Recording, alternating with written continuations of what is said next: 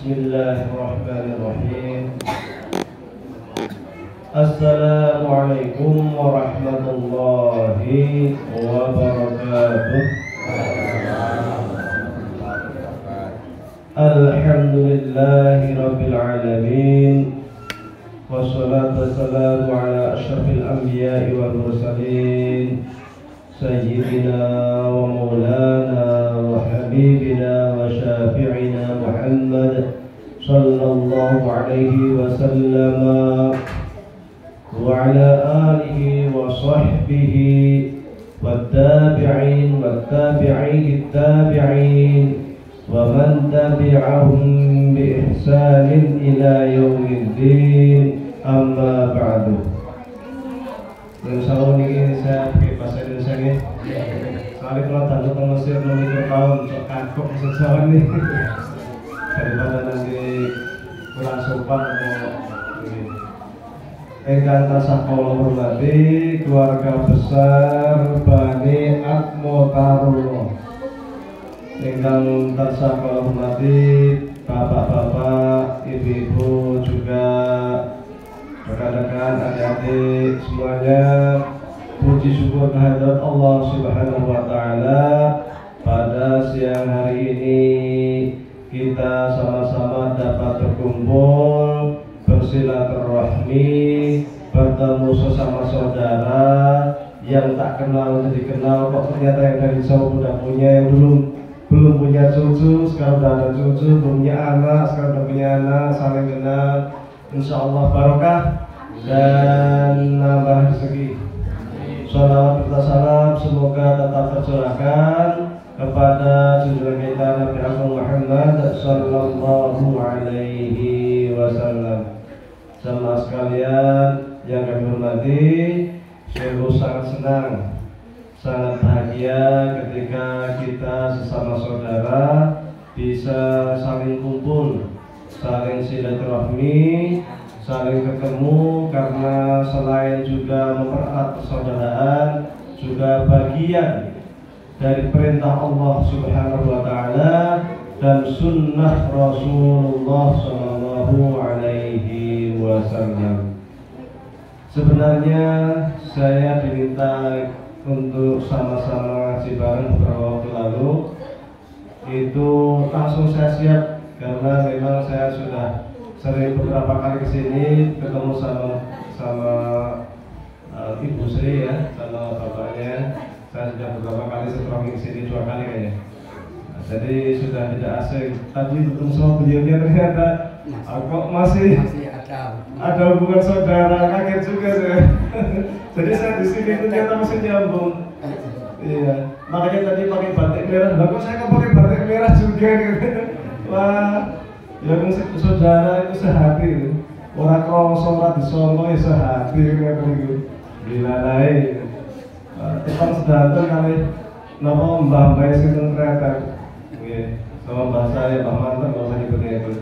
Nah, kalau saya kakak mbah saya itu kakaknya lagi Mbah Abdurrahman. Di depan masjid. Depan masjid itu satu saudara semua itu. Nah, saya tahun 96 ke Mesir. Baru pulang tahun lalu, jadi cukup lama, 26 tahun. Jadi menimba ilmu di sana. Sekarang di Teratet, buat pesantren sudah 2 tahun. Santri baru sedikit lah, 27 dari 5 provinsi, 13 kabupaten. Ada di Teratet, ahlan wa sahlan. Sekiranya ada yang tidak silaturahmi di Teratet, monggo. Ya, tempat pesantrennya masih rumah sederhana. Ya. Kemudian di Lala itu kemarin itu hari Kamis. Aslinya hari Kamis itu ada acara pengajian Gus Miftah di Teratet itu. Di Lala Gus Miftahnya ternyata hari Rabu konfirmasi nggak jadi. Jadinya hari Ahad sekarang ini. Jadi di Teratet sekarang ada pengajian Gus Miftah dari Yogyakarta. Nah, saya tinggal maaf saya nggak bisa datang gitu. Karena sudah terikat dengan yang di sini sehingga kita mendahulukan yang di sini. Alhamdulillah, mudah-mudahan berkah. Dulu ketika Allah Subhanahu wa taala menciptakan langit dan bumi, kemudian menciptakan makhluk-makhluknya. Manusia ini termasuk makhluk yang paling akhir. Paling akhir. Sebelumnya sudah ada berbagai macam makhluk, sudah ada malaikat, sudah ada banul jam, sudah ada hewan, semuanya sudah lengkap. Manusia itu makhluk yang paling akhir, karena manusia diciptakan sudah menjelang kiamat, dan sudah sangat dekat dengan kiamat. Maka Rasulullah SAW waktu itu mengatakan, saya dan hari kiamat itu seperti dua jari ini, saking dekatnya. Baru kemudian Allah ciptakanlah makhluk pertama, manusia pertama, yaitu Nabi Adam saja awalnya. Nabi Adam, inni ja'ilun fil ardi khalifah, kata Allah. Ketika dikumpulkan para malaikat semuanya, Allah mengatakan kepada malaikat, wahai seluruh malaikat, sesungguhnya saya ini hendak menciptakan makhluk baru. Makhluk baru ini kelak akan menjadi khalifah. Apa itu khalifah? Khalifah itu yang akan menata bumi, wakil Tuhan kalau bahasa kita itu. Jadi kita itu diserahkan sama Allah, wahai manusia, ini bumi alam raya tak serahkan, silakan diatur. Nah, itu namanya khalifah. Jadi Allah serahkan alam raya itu untuk kita, suruh mimpin kita itu di muka bumi. Ini ja'ilun fil ardi khalifah. Maka pada waktu itu malaikat protes, ataj'alu fiha may yufsidu fiha wa yasfiku dima'a wa nahnu nusabbihu bihamdika wa nuqaddisu lak. Ya Allah, ya Allah, ya Allah, Engkau itu tahu ya Allah, kami ini malaikat, kami ini setiap hari bertasbih kepadamu, bertakbir kepadamu, bertahlil kepadamu, berzikir kepadamu. Ya Allah, ya Allah, ya Allah, kami ini makhlukmu yang tak pernah membangkang perintahmu, yang tak pernah bermaksiat kepadamu. Apakah engkau akan menciptakan makhluk lain di muka bumi yang paling-paling nanti ketika tercipta hanya akan membuat kerusakan di muka bumi, hanya akan perang-perangan, hanya akan bunuh-bunuhan, hanya akan menumpahkan darah. Ya Allah, ya Allah, ya Allah, apakah belum cukup ya Allah dengan engkau menciptakan kami yang sering bertasbih kepadamu? Maka Allah mengatakan, inni a'lamu ma la ta'lamun. Saya itu lebih tahu wahai malaikat dibanding engkau semuanya. Maka kemudian Allah ciptakan manusia min nafsin wahidah, dari debu, dari tanah mintin, kami ciptakan manusia itu dari tanah yang kempel, yang tanah liat, itu manusia. Maka dibuatlah seperti manusia ini. Maka tatkala Allah menciptakan manusia dari tanah, waktu itu sudah ada makhluk yang namanya iblis. Iblis ini bagian dari jin. Jadi ada namanya iblis, itu dari bangsa jin. Kalau manusia itu ada namanya Muhammad, ada Fatimah, ada Ahmad, ya kan? Ada Bejo, ada Paijo, ada Pariem, ya kan? Jin itu banyak sekali. Dari sekian nama-nama jin ada satu yang namanya iblis. Nah, si iblis ini sangat soleh sekali. Karena sangat soleh sehingga dia itu kelak akan diundang khusus oleh Allah SWT ketika kelak hendak ada ujian, menguji kemampuan Nabi Adam alaihissalam. Jadi iblis ini tahu ketika Allah menciptakan Adam, ini melihat, Allah akan menciptakan makhluk baru. Tapi ini makhluk apa ya? Bentuknya kok aneh, terbentur ciptanya dari tanah. Jadi konon Adam itu ketika Adam itu masih berbentuk tanah, kayak apa ya? Kayak patung, kayak golek. Nah, itu belum ruhi, belum ada nyawanya. Itu iblis itu suka masuk dari hidung, keluar dari belakang. Masuk dari belakang, keluar dari telinga. Wah, itu ini makhluk apa itu? Allah akan menciptakan apa gitu. Tapi iblis waktu itu masih sangat soleh, masih sangat mengagungkan Allah. Ibadah yang paling umum itu iblis. Hingga akhirnya Allah ciptakanlah Adam, ditiupkan ruhnya, menjadilah manusia yang bernama Adam. Adam, bapak kita, mbah kita, Adam alaihissalam. Adam itu nggak seperti kita ini. Waktu pertama kali manusia itu tingginya seperti pohon kelapa, tinggi. Karena orangnya tinggi, otomatis umurnya panjang.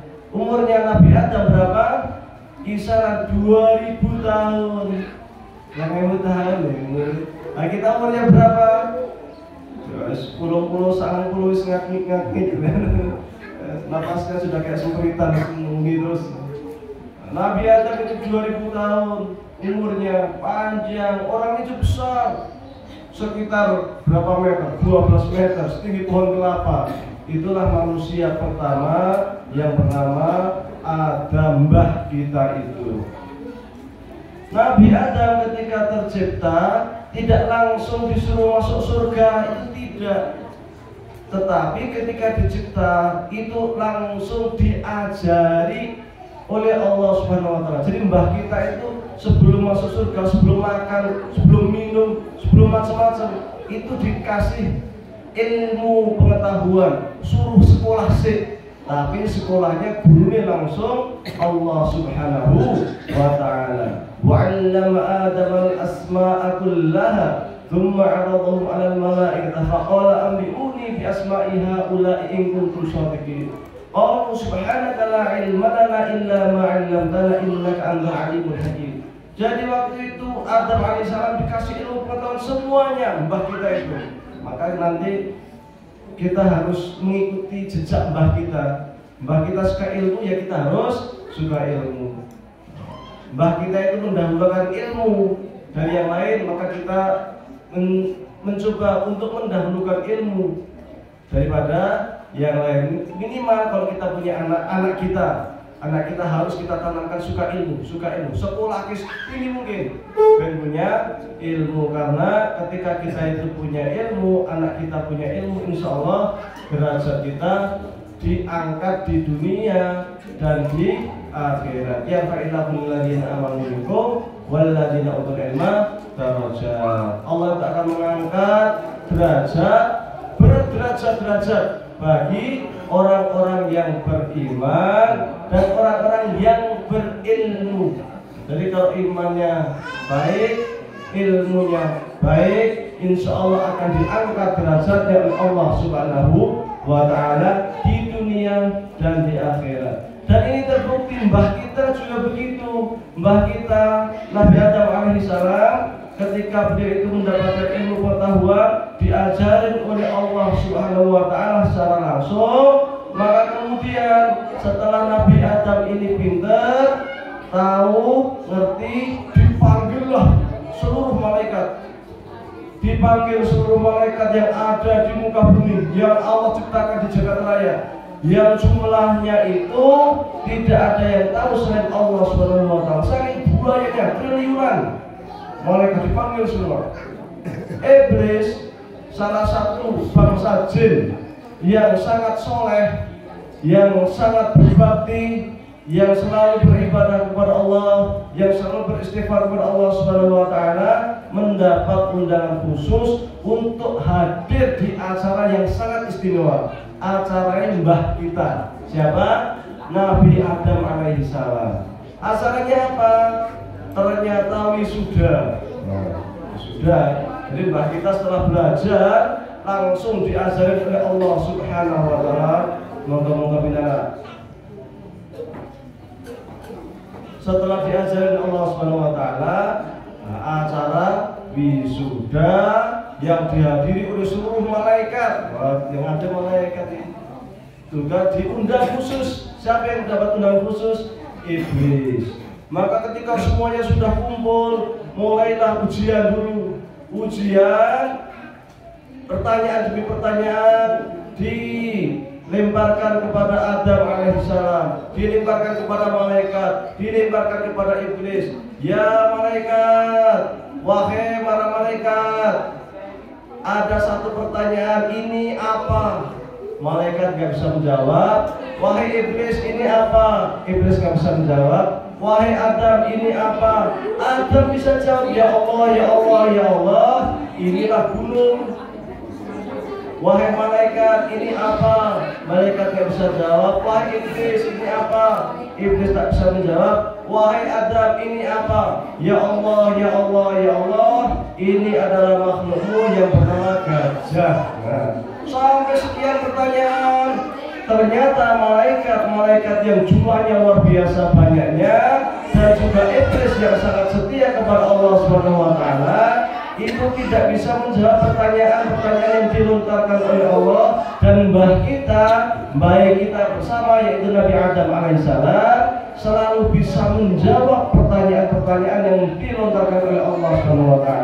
Maka seketika itu Allah mengatakan, ini a'lamu wa la ta'lamun, wahai malaikat, wahai iblis, bukankah saya sudah pernah ngomong, sudah saya sampaikan, saya itu lebih tahu dibanding kalian.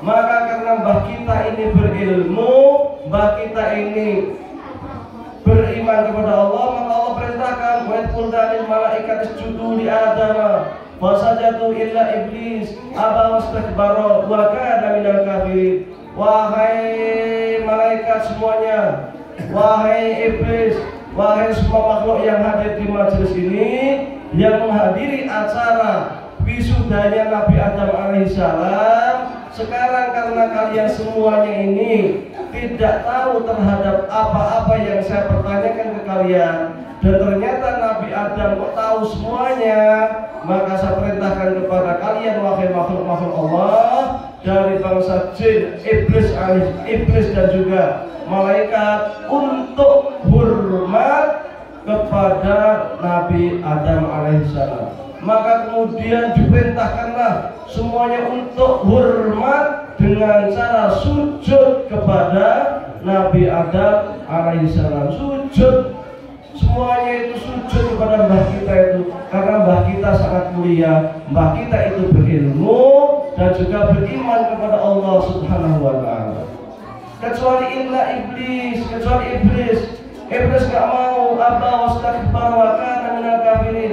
Enggan, bumede, sombong. Kenapa iblis sombong? Karena dia melihat bahwasanya Nabi Adam itu diciptakan dari tanah. Iblis itu melihat segala sesuatu itu dari materinya.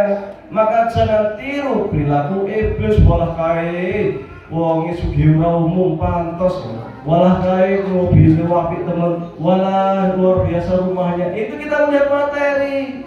Ini perilaku iblis. Jangan melihat materi, lihatlah itu orang rajin ke masjid enggak, itu orang ngajinya gimana, itu orang ibadahnya gimana, itu orang akhlaknya gimana. Itu yang kita lihat, bukan materi-materi itu.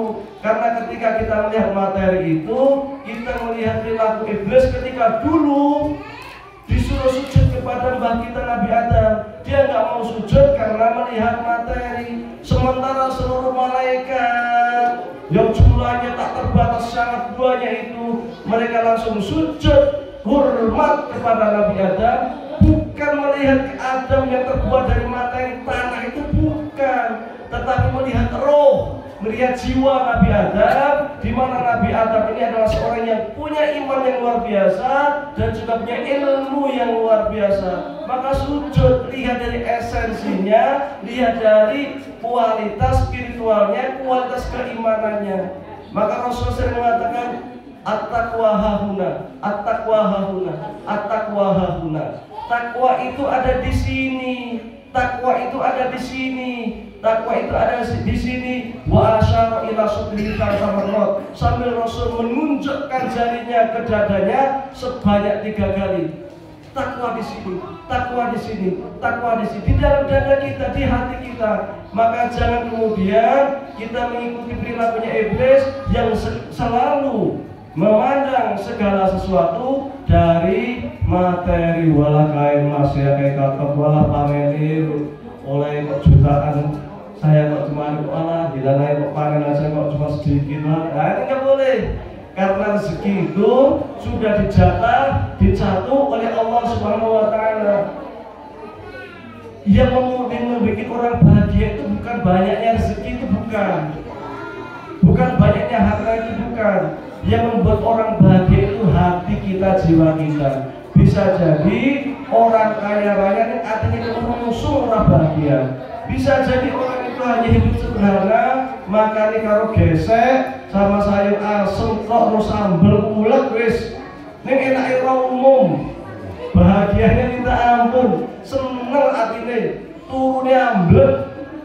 Sementara banyak orang kaya itu masih kurang aja, hidup masih nggak cukup aja. Nah itu siapa itu? Banyaklah contoh di negeri ini. Itu banyak anggota dewan yang ditangkap KPK masuk penjara. Gajinya berapa? Banyak gajinya. Rumahnya gimana? Megah rumahnya. Tapi kok Yusuf kurang. Makanya kata Rasulullah SAW, al-ghina hinal nafsi. Yang namanya kaya itu kekayaan jiwa. Manusia itu kalau dikasih 1 bulung emas, kalau memang hatinya miskin, minta 1 bulung emas lagi, karena nggak akan merasa cukup. Hatta zurtumul maqabir, sampai kamu itu wahai manusia masuk alam kubur baru puas. Selama kita belum masuk ke alam kubur masih pengen sugih meneh, pengen sugih meneh, pengen sugih meneh. Orang kok korupsi sampai 3 triliun, bayangkan.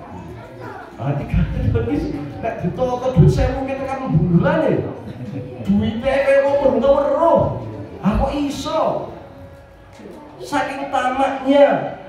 Padahal kita makan kan, kalau makan kita masuk warung, sepiring kan udah kenyang.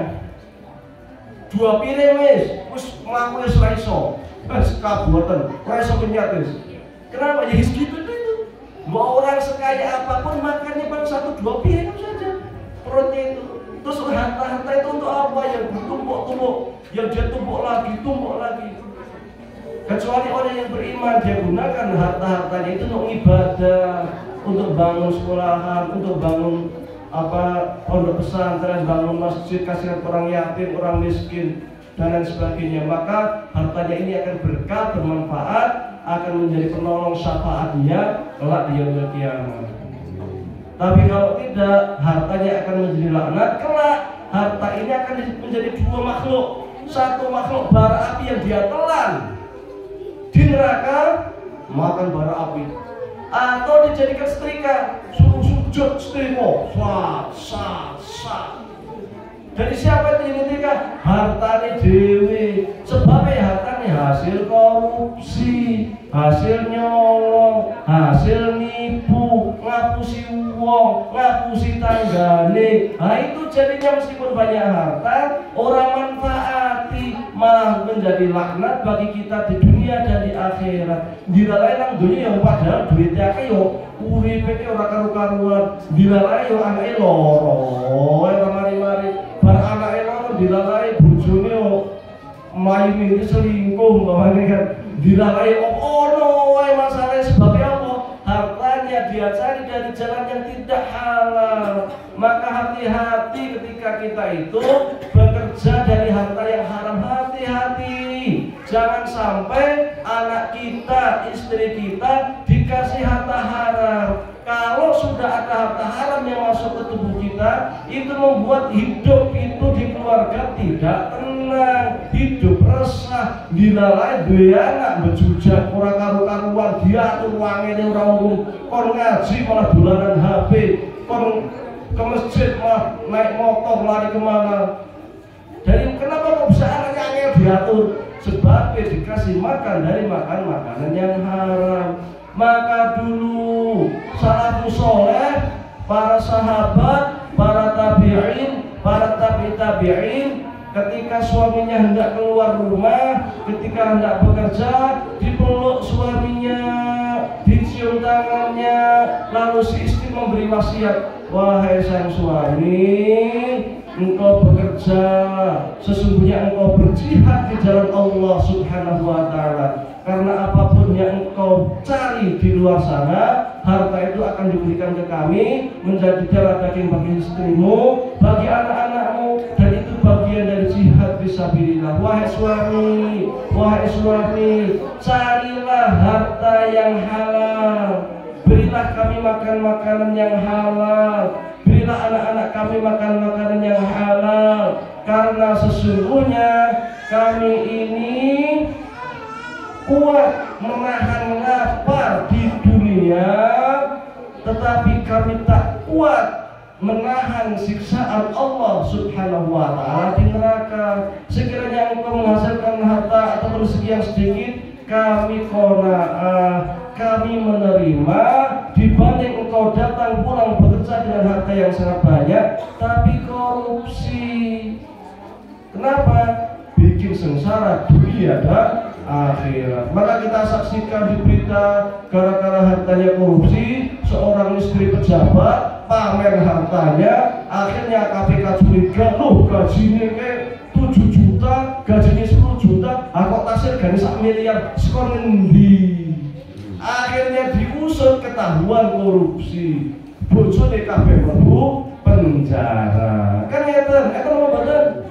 Enten kadang sebab orang berkait itu baru hukuman di dunia, di akhirat lebih mengerikan lagi, lebih berbahaya lagi. Maka jangan sekali-kali melihat sesuatu itu dari materi, lihat hatinya. Nggak boleh iri dengan materi. Kayak kok sulit temen biyo caranya, jangan sengimu tuyul, malah curiga ngimu tuyul.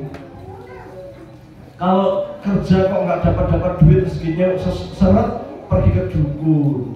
Nanti di dukun dikasih apa itu, kayak berasnya itu dikasih apa ya, kuning itu nanti campur, nanti malam-malam dijadikan serangan, cari malam selosok kliwon atau sepat kliwon sebar di jalan-jalan untuk cari korban, cari tumbal. Nanti kalau sudah dapat tumbal, jarine sugih. Menumbalkan orang sing tidak tumbal anak dewi gitu. Lah ini namanya itu memet itu, mencari harta kekayaan dari setan. Nggak akan kaya, nggak akan. Nek bikin apa, mencari kalau dukun itu bikin kaya, dukunnya itu sugih dewi. Ya iya kan, untuk apa tak kasih kekayaan ke orang lain, mending tak buat kaya sendiri. Ini orang-orang dukun sing sugih. Dukun ki kayak mbah-mbah kayak main reot-reot kayak. Anak bisa menyugihkan orang lain untuk apa? Mending tak sugih dewe kan gitu. Nah, kalau siapa yang datang ke dukun, apa? Man ataka hinan aw sahiran fa amana bima qala faqad kafara bima Nabi Muhammad sallallahu alaihi wasallam. Siapapun yang datang ke dukun, percaya dengan apa yang dia katakan, maka sungguh-sungguh dia itu telah kafir terhadap apa yang dibawa oleh Nabi Muhammad sallallahu alaihi wasallam. Salat ora kanggo sembayange, zakat ora kanggo zakate, puasa ora kanggo posone, haji ora kanggo hajine. Sebabnya apa? Kedukun. Karena oleh Allah dianggap langsung dicap kafir. Qad kafara bima Nabi Muhammad, kafir. Itu kalau pergi ke dukun, kalau di Saudi ketahuan dihukum pancung, dipenggal polanya di masjid. Iya, kalau di Saudi. Kalau di Mesir gantung gitu. Karena itu kafir pergi ke dukun. Wong Jawa wis akeh sing ngene ora kuat miskin nang donya, langsung pergi ke dukun. Ini masalah. Maka padahal yang namanya rezeki itu sudah dicatu. Maka kemudian Imam Hasan Al-Basri itu mengatakan, alimtu anna rizki layak khuluha ghairi fatma'anna qalbi. Imam Hasan Basri mengatakan, saya itu tahu bahwa rezeki saya ini sudah dicatu oleh Pangeran, maka hati saya ini menjadi tenang. Jatah saya itu sehari itu dapat 10.000 ya 10.000. Mau putar balik kemanapun kalau jatah 10.000 10.000. Hanya persoalannya jatah yang 10.000 itu mau diambil dari cara yang halal atau haram. Andai Anda bekerja dengan cara yang halal dapat 10.000. Tapi kalau mau nyolong, yuk intan dinilai 10.000. Dompetnya gede, mau copet, ternyata isinya kertas tok, mau duitnya 10.000 tok. Gak ada jenis gitu, 10.000 hari itu. Tapi dinilai kok dia ngambilnya caranya dengan cara mencuri. Coba dia kerja, dapat juga 10.000 juga. Tapi caranya halal. Karena rezeki kita sudah dicatu oleh Allah Subhanahu wa Ta'ala. Maka jangan heran kemudian ketika ada orang jualan, sini jualan madu seumpama, sampingnya jualan madu. Satu namanya Pak Ahmad, satu Pak Riem. Nah, kok orang-orang rapinya datangnya ke Pak Ahmad ya, nggak ke sini ya, nggak ke sampingnya lagi ya, padahal sampingnya tokonya lebih mewah, suatu situasinya lebih bagus, macam-macam lebih bagus, kok datanya kok ke sini nggak ke situ? Sebabnya rezekinya memang sudah dicatat di sini. Maka jangan yang sampingnya, ayo datangnya ke sana terus, ini pasti pakai pesugihan, ini pasti pakai pesugihan. Wah, orang sama orang, emang dia jatahnya ke situ. Jatah saya segini ya segini kita terima. Qanaah dengan besar hati, dengan alhamdulillah. Kalau kita hanya melihat pada materi-materi itu, sama artinya kita melihat dulu iblis. Ketika Allah ciptakan, ketika Allah perintahkan kepada Adam, iblis ini melihatnya ya ke materi, melihat Nabi Adam itu, tidak melihat kepada iman ataupun tidak melihat kepada keilmuannya Nabi Adam, tapi yang dilihat ciptaannya. Wow, Adam, mbah kita itu dari tanah. Itu yang dilihat iblis. Maka kemudian Allah Subhanahu wa taala melaknat iblis, diusir dari surga.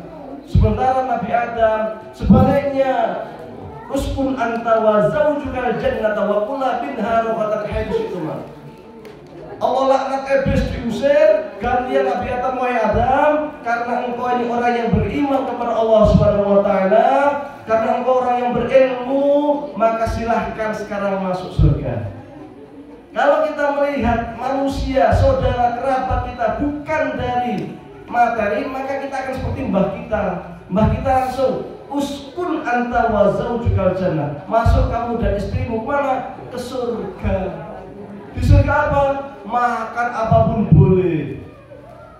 Kata Allah kecuali satu pohon. Fala taqrabu hadhihi syajarah fatakuna minadh dhalimin. Fatakuna minadh. Jangan kemudian kamu mendekati satu pohon ini. Jangan kamu makan satu pohon ini karena nanti kamu masuk dalam golongan orang-orang yang zalim. Maka kemudian Adam makan apapun, senang-senang di surga. Iblis gigit jari. Waduh, gara-gara saya lihat materi, saya diusir oleh Allah Subhanahu wa taala. Malah gantian ini Adam karena bojone mlebu swarga. Gantian Adam yang dimasukkan ke surga.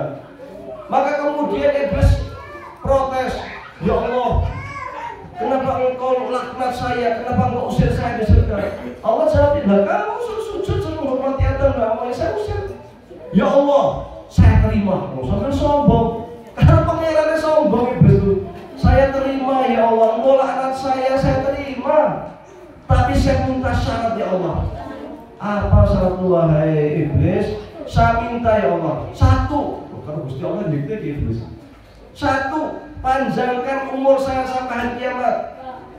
Kata Allah, saya kasih, saya ijabahin. Jadi dari bangsa jin semuanya itu, yang umurnya sampai hari kiamat hanya satu, yang namanya iblis.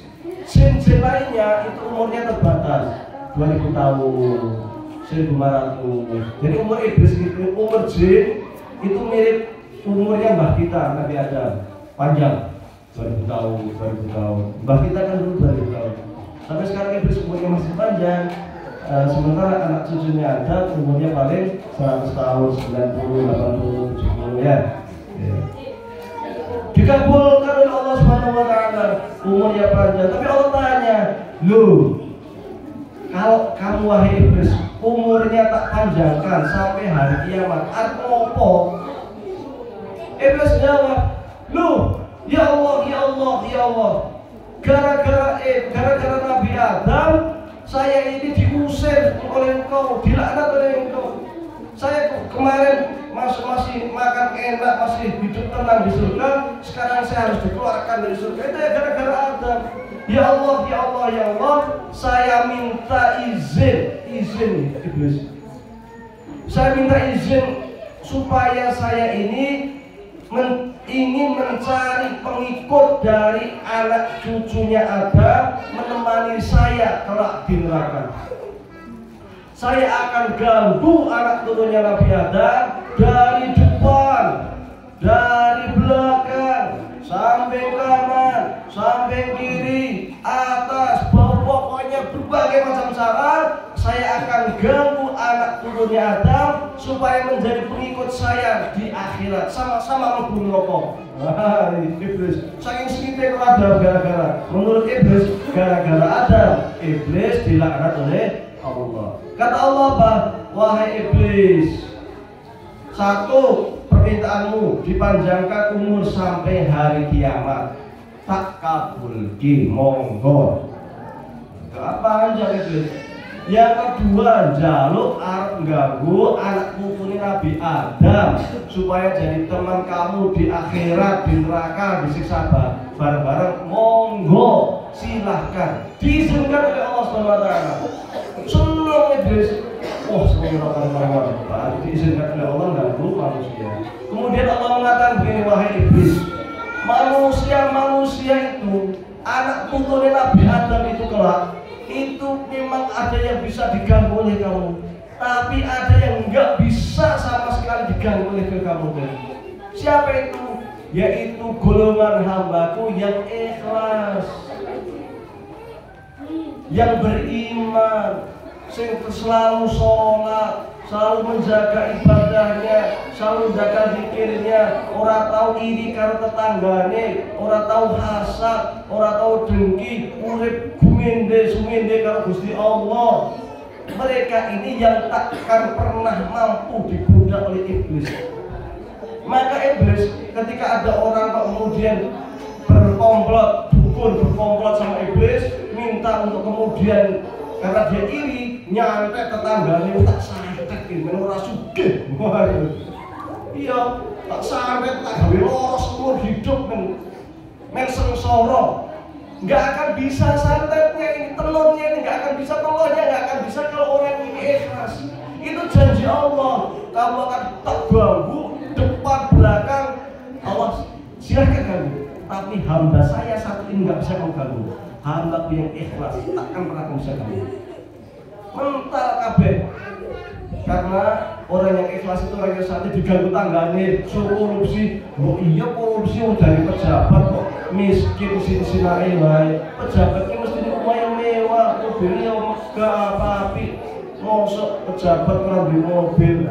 Oh iya ya. Kan orang ikhlas, tapi kalau ikhlas dunia para sedelon, saya mencari yang halal, saya mencari yang diri dari Allah.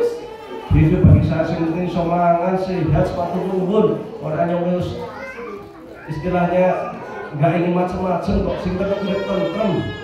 Wis kena amblek, makan seadanya, wis kena gitu. Jadi orang yang kayak gini ini dah angel diganti oleh setan. Maka dulu ketika diizinkan oleh Allah SWT, langsung si iblis ini siap-siap kemas-kemas membuat strategi piye caranya mengganggu Nabi Adam alaihissalam.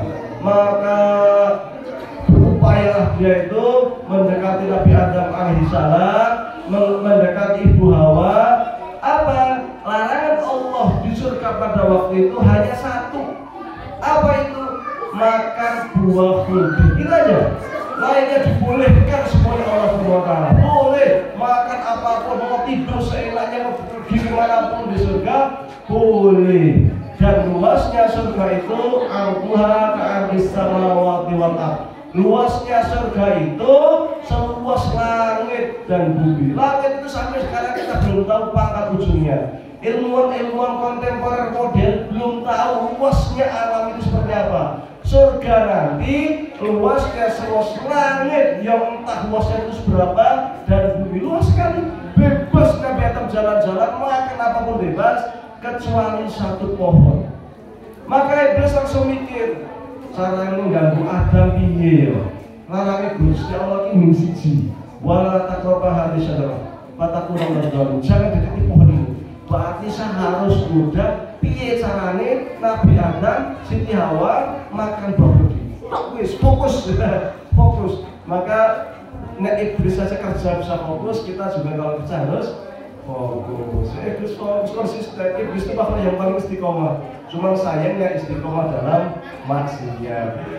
Iblis paling istiqomah dari dulu sampai hari kiamat. Bagaimana caranya menggoda anak putune Adam. Maka dia datangi Hawa. Wahai Hawa, wahai Adam, tahu nggak kenapa Allah larang engkau makan buah khuldi? Kata Adam, ya nggak tahu. Allah melarang, ya sudah, sami'na wa ta'na, saya taat, saya dengar dan saya taat. Wahai Adam, kamu tahu saya kan? Ya tahu iblis, tahu saya ini teman kamu, saya tahu juga waktu dulu kau diciptakan. Sekarang saya kasih nasihat wahai Adam, saya kasih tahu wahai Adam, kamu itu dilarang makan buah khuldi, karena ketika kamu makan buah khuldi, maka sesungguhnya kamu akan kekal di surga. Mikir-mikir Adam, tapi Adam sih, nggak mungkin lah. Masa ini larangan Gusti Allah yang enggak lah. Akhirnya datang ke Hawa. Hawa perempuan biasanya di rumah. Hawa, kamu tahu saya itu iblis, saya memberi nasihat kepadamu. Tahu nggak kenapa Allah larang kalian itu makan buah khuldi? Hawa pun menjawab, tidak tahu. Saya kasih tahu sekarang, karena saya ini sungguh kasih nasihat yang baik kepadamu. Allah larang kepada kamu makan buah khuldi, karena ketika engkau makan buah khuldi, maka saya akan hidupkan kekal di dalam surga. Terpercayalah Adam dengan Hawa. Apalagi waktu itu Adam dan Hawa ini belum pernah mendengar yang namanya bohong. Belum pernah mendengar ada makhluk berani bermaksiat kepada Allah. Jadi ya husnudzon, dia tahunya makhluk Allah itu semuanya seperti malaikat, baik semua, taat semua, ahli ibadah semua. Maka dia juga berhusnudzon kepada iblis. Iblis itu mesti api, ora tau ngapusi, ora jeng ibadah. Maka mulailah kemudian Adam makan buah khuldi, Hawa juga makan buah khuldi. Konon Adam makan buah khuldi, satu selak nang kene dadi apa iki? Ini ceritanya terus bosok ini sebenarnya. Siti Hawa makan loro sampai ke cari ini. Ya. Jadi kemudian ketika Allah melihat Adam dan Hawa ini makan buah khuldi, kaget langsung diusir. Qul nahbitu minha jami'a. Fa imma ya'tiyannakum minni hudan faman tabi'a hudaya fala khaufun 'alaihim wa lahum yahzanun. Qul nahbitu minha jami'a. Turun kalian dari surga. Saya usir ke Nabi Adam. Kenapa diusir? Karena bermaksiat kepada Allah, diusir dari surga. Kaget juga Nabi Adam, aku diusir. Ternyata baru sadar bahwasanya di sini itu ada makhluk yang kerjaannya itu suka menipu, menggoda manusia. Baru tahu Adam ternyata ada makhluk yang berani bermaksiat kepada Allah. Tapi sudah terlanjur. Maka ketika Adam tahu bahwa Adam ini bermaksiat, langsung Rabbana zalamna anfusana wa illam taghfir lana lanakunanna minal khasirin. Langsung tobat. Ya Allah, ya Allah, ya Allah, ternyata Engkau larang buah khuldi, aku langgar ya Allah. Ya Allah, ya Allah, ya Allah, saya yang telah berbuat zalim ya Allah, karena saya telah bermaksiat kepadamu ya Allah. Ya Allah, ya Allah, ya Allah, ketika Engkau tidak mengampuni kami ya Allah, ketika Engkau tidak merahmati kami ya Allah, sungguh kami ini termasuk golongan hamba-hambamu yang merugi. Ketika Adam ini bermaksiat dan nyadar kalau bermaksiat dan langsung bertobat, langsung dikabulkan taubatnya oleh Allah SWT, langsung diterima.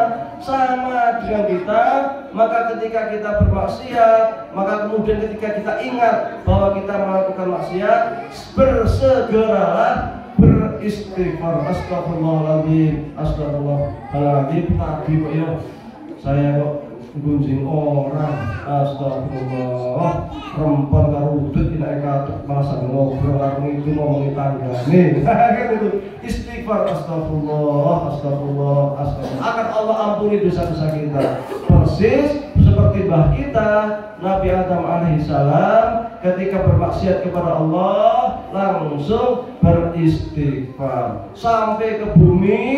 Di bumi ini Nabi Adam turun, tidak satu tempat dengan Siti Hawa. Beda ternyata. Zaman dulu masih hutan belantara, ya padang pasir. Nabi Adam jatuhnya di India, Siti Hawa jatuhnya di negeri Arab. Dihukum oleh Allah Subhanahu wa taala karena makan buah khuldi. Turun di dunia, Adam nyari Hawa. Hawa, di mana kau wahai Hawa? Hawa pun nyari Adam. Adam, di mana kau wahai Adam? Cari kesana kemari, zaman biyen durung ono pesawat, durung ono HP, ora iso SMS-an, WhatsApp-an, ora iso video call, ya kan? Zaman biyen isih yang namanya harimau masih banyak, singa, ular, hewan masih sangat banyak. Kok satu nang India sana, satu nang Arab ada ora umum, yo saling cari mencari. Adam nggak tahu harus gimana melangkah, nyari Hawa gimana ya, ada di mana. Hawa nggak tahu melangkah kanan kiri, nggak tahu ya adanya hutan. Ini saya harus nyarinya gimana ya. Yang penting ikut kaki melangkah, sambil istighfar, sambil lama, bertahun-tahun ketemu, sampai akhirnya tibalah Nabi Adam berjalan sampai masuk ke padang pasir luas. Hawa juga di padang pasir luas. Tiba-tiba Adam melihat ada makhluk seperti manusia. Hawa melihat ada makhluk seperti manusia. Wah, ini kita Adam. Wah, ini kita Hawa. Langsung mereka melihat dari jauh, ternyata benar, langsung lari. Kangen, rindu, Adam melayu. Hawa melayu, ketemu pelukan, muter-muter. Ya, mulailah awal hidup baru di dunia. Kemudian Allah, ketika mereka hidup di dunia, Allah pun punya syariat, Allah turunkan hukum-hukum Islam. Kemudian dari mereka berdua itulah kemudian muncul keturunan yang sangat banyak. Kemudian keturunannya itu ada yang namanya Qabil, diantaranya ada yang namanya Habil, di mana keduanya itu masih saudara, sama-sama putra Nabi Adam alaihissalam ning gelutan. Yang satu bertakwa kepada Allah Subhanahu wa taala, mengikuti sifatnya Nabi Adam. Yang satu melihat segala sesuatu berdasarkan materi, ngikut sifatnya iblis. Qabil dan Habil. Qabil ikut sifatnya Nabi Adam, Habil ikut sifatnya iblis. Akhirnya mereka berkelahi, terbunuhlah salah satu dari keduanya. Awal mula anak cucu Adam gelut.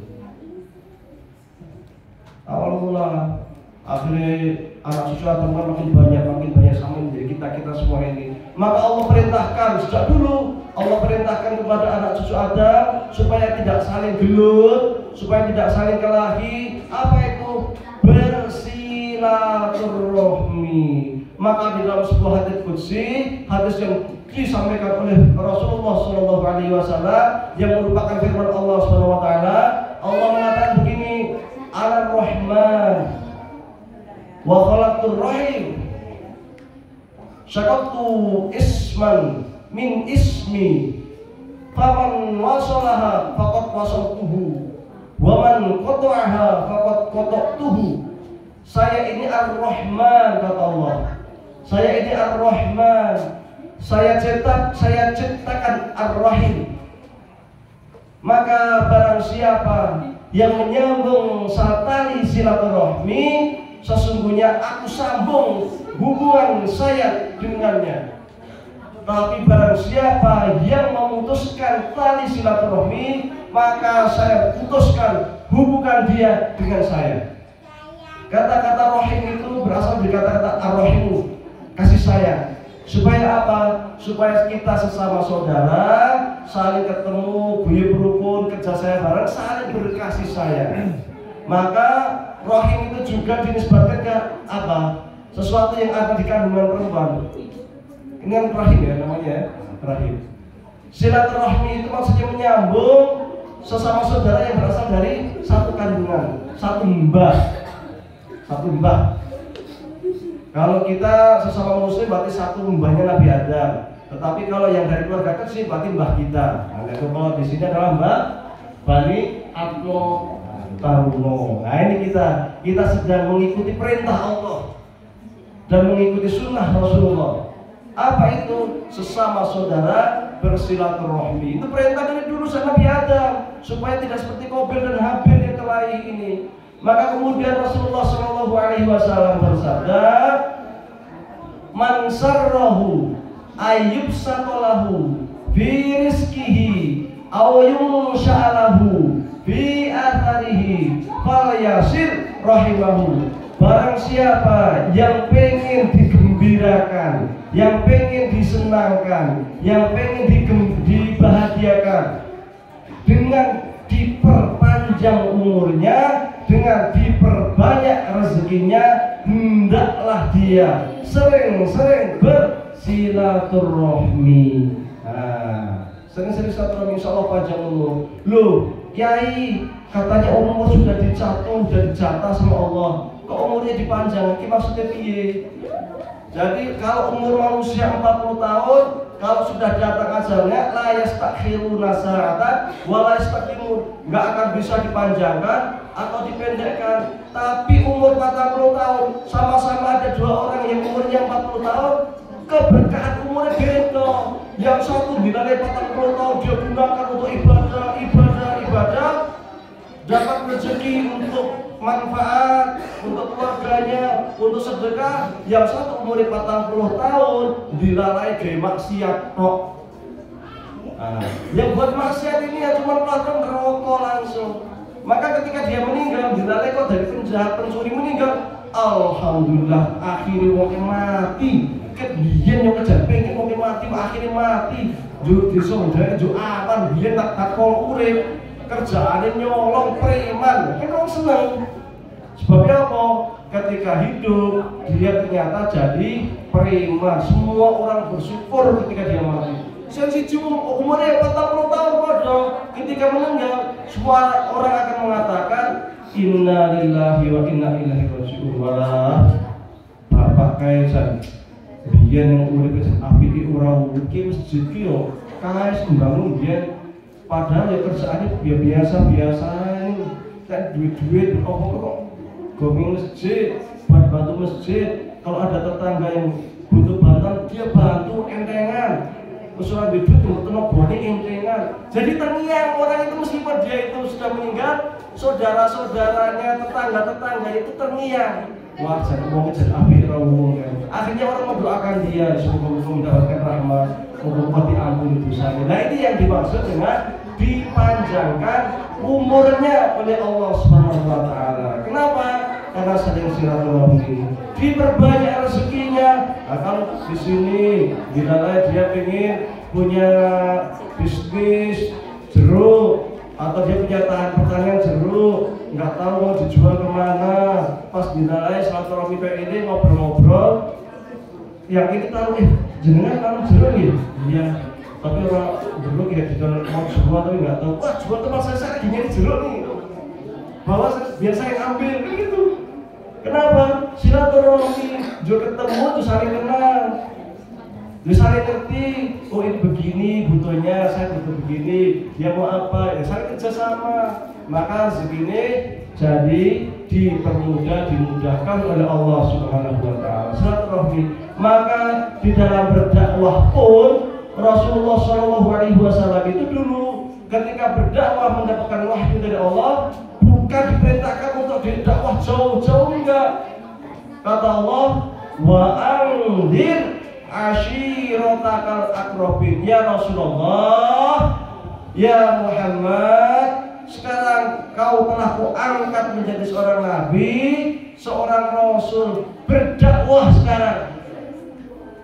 Dakwahnya kepada siapa? Wa anzir ashiratakal aqrabin. Dakwah kepada keluarga dekatmu, kerabatmu. Kerabat dulu, bukan jauh-jauh. Maka di dalam Al-Quran juga dikatakan anfusakum wa ahlikum naro. Wahai manusia semuanya, jaga diri keluargamu. Keluarga kita itu siapa? Bapak kita, istri kita, anak-anak kita, mbah kita, paman-paman kita, cucu-cucu kita, itu keluarga kita. Anfusakum wa ahlikum naro. Jaga keluarga besar kita ini dari siksa api neraka. Maka kita sesama saudara harus saling nasihat, menasihati, wajib. Karena Rasulullah SAW juga bersabda, ad-dinu nasihatun, agama itu nasihat. Maka kalau ada saudara kita yang belum sholat, kita wajib ngingatin paman kok orang sembahyang, kok sembahyang, wajib ngingatin. Kalau nggak ada yang ngingatin, satu keluarga nanti masuk neraka semua. Itu tanggung jawab. Jelas ayatnya, ku anfusakum wa ahlikum naro. Jaga dirimu dan keluargamu, dan keluargamu harus diingatin. Orang diingatin dosa kabeh. Kok orang poso mbok poso. Ki Ramadan wajib malah ngerokok nang pinggir dalan rapi. Diingatkan supaya kita selamat, keluarga kita juga selamat dari api neraka. Jangan kita ceramah dakwah kesana kemari, tapi sama saudara-saudara kita, sama paman-paman kita, bule-bule kita, bude-bude kita nggak pernah silaturahmi, nggak pernah ngasih nasihat. Nanti kena dosa karena Allah perintahkan nasihat itu diberikan kepada keluarga dekat dulu. Termasuk Rasulullah SAW dulu mengumpulkannya keluarga dekat. Maka ketika Allah mengatakan wa anzir ashiratakal aqrabin, wahai Muhammad, dakwahlah kepada kerabat dekatmu, maka segera Nabi Muhammad SAW bersilaturahmi kepada kerabat-kerabatnya, saudara-saudaranya untuk berislam. Bukan hanya itu, diundang. Rasulullah itu memberikan undangan khusus, kumpul keluarga. Nah, persis kayak ini. Diundang Abu Lahab, diundang Hamzah, diundang semua, Abu Thalib diundang, paman-pamannya, semua kerabatnya diundang, dari Bani Hashim semua diundang. Kumpul keluarga.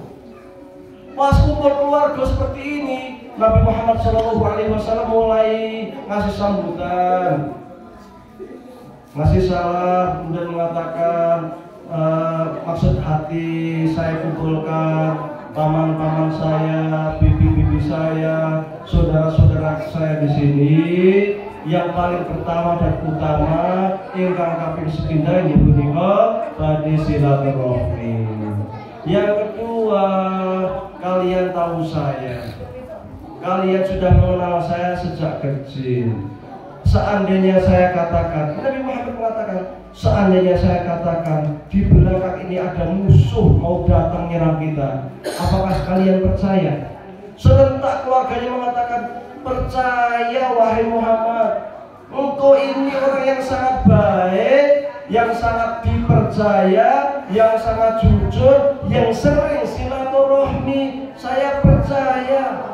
Wahai saudara-saudara saya, kerabat-kerabat saya, paman bibi saya, keponakan-keponakan saya, jika saat ini saya sampaikan akan ada perampok yang datang ke rumah ini, apakah kalian percaya?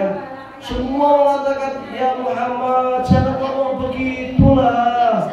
Kita itu tahu engkau ini anak yang sangat baik, penyambung tali silaturahmi. Jangan seperti itu. Anda itu luar biasa bagi kami. Kami sangat hormat kepadamu. Orang yang jujur pasti kami percaya. Baru Nabi Muhammad mengatakan, kesempatan ini di dalam kumpul keluarga ini, Bani Hashim, paman bibi, kemudian cucu-cucu, kerabat-kerabat semuanya, saya sungguhnya mengumpulkan kalian di sini hendak memberitahukan bahwa saya ini telah diutus oleh Allah Subhanahu wa taala menjadi rasul, dan bahwa saya ini diperintahkan oleh Allah untuk menyampaikan kepada kalian supaya menyembah Allah Subhanahu wa taala, tidak menyembah berhala, percaya terhadap apa yang saya sampaikan. Seketika itu juga pamannya Nabi Muhammad yang bernama Abu Lahab, paman. Jadi Abdullah itu ayah Nabi Muhammad. Abdullah punya kakak, di antara kakaknya itu namanya Abu Lahab. Masih kerabat, paman dekat sekali. Abu Lahab langsung berdiri, nuding, ya Muhammad, ya Muhammad, alihada jama'ana ya Muhammad, tabat anda ya Muhammad. Nuding Nabi Muhammad dengan mengatakan apa? Wahai Muhammad, engkau undang kami ke sini, kita datang. Engkau bilang ingin silaturahmi, kita datang. Engkau bilang kita ingin kumpul keluarga Bani Abdul Muthalib, Bani Hashim, kami datang wahai Muhammad. Tapi ternyata saya kira itu hanya kumpul silaturahmi, ketemu biasa. Ternyata engkau mengatakan supaya kami semua ini suruh mengikuti kamu, mengakui kamu sebagai Rasul. Celaka, tabat anda ya Muhammad. Tabat itu kalau bahasa kita artinya brengsek. Brengsek Muhammad, brengsek Muhammad. Ternyata hanya untuk ini dikumpulkan. Nabi Muhammad kaget. Kenapa? Sebelumnya ngomong baik-baik menerima. Sebelumnya Nabi Muhammad mengatakan, apakah kalian percaya sama saya? Semua menerima. Tapi giliran disampaikan dakwah Islam langsung menolak, ngumpat-ngumpat, nuding Nabi Muhammad SAW. Maka turunlah ayat Al-Quran, tabat yada abi lahabin wa tab, ma aghna anhu maluhu wa ma kasab. Yang brengsek itu bukan Muhammad, kata Allah. Yang brengsek itu kamu wahai Abu Lahab. Kamu itu harta kekayaanmu, apa-apa yang kamu usahakan, itu hanya akan membuat celaka kamu nanti di akhirat. Langsung Allah turunkan ayat ini.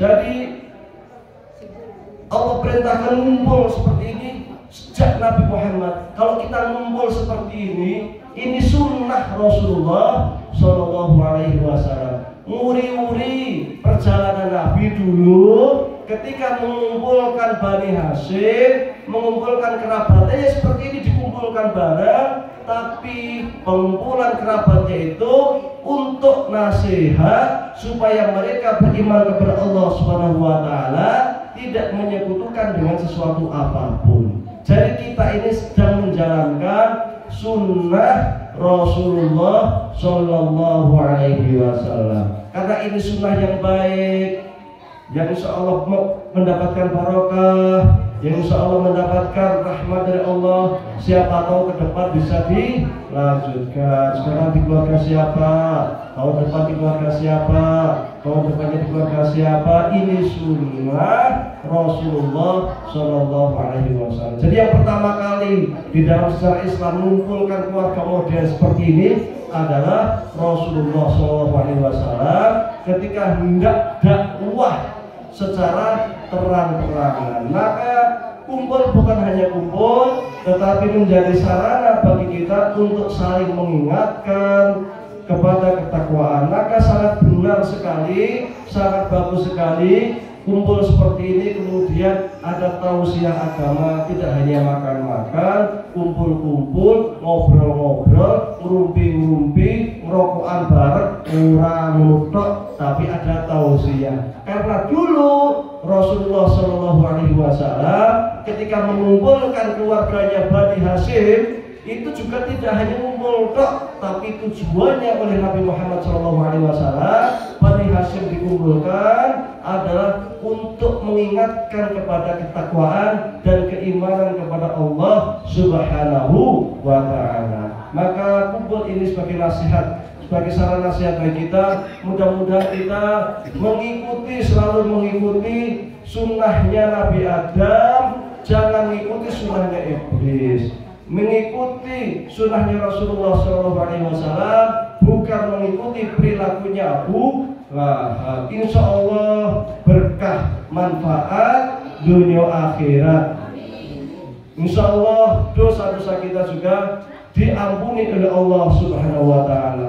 rezeki-rezeki kita dengan ngumpul seperti ini semakin melimpah, halal, barokah, bisa kita bawa menuju Mekah dan Madinah. Amin ya rabbal alamin. Dan insya Allah pula, insya Allah dengan ngumpul seperti ini, jika ada yang punya urusan, dimudahkan urusannya. Jika ada yang punya kesulitan, segera dimudahkan kesulitannya. Jika ada yang punya hajat, dikabulkan hajatnya. Sebelum dia judul ketemu ini, insya Allah dimudahkan judulnya. Yang punya putra, mudah-mudahan putra putrinya jadi yang soleh. Amin ya rabbal alamin. Bisa bahagia dunia akhirat, diangkat derajatnya dunia akhirat, dijauhkan dari siksa api neraka, mendapatkan syafaat dari Rasulullah SAW, dituntut oleh Rasulullah SAW menuju telaga Al-Kautsar. Karena siapa yang minum satu teguk dari telaga Al-Kautsar, insya Allah tidak akan pernah merasakan haus selama-lamanya. Dan mudah-mudahan kita masuk surga Firdausil A'la bersama para nabi, bersama para syuhada, bersama para sholihin, bersama para ulama al-amilin, insya Allah. Mudah-mudahan orang tua kita, kerabat kita, saudara-saudara kita semuanya selalu mendapatkan rahmat diampuni Allah SWT. Amin ya rabbal alamin. Cukup kami sampaikan. Sekiranya ada kekurangan, ada khilafan, mohon maaf yang sebesar-besarnya. Terima kasih atas waktu yang diberikan. Wassalamualaikum warahmatullahi wabarakatuh.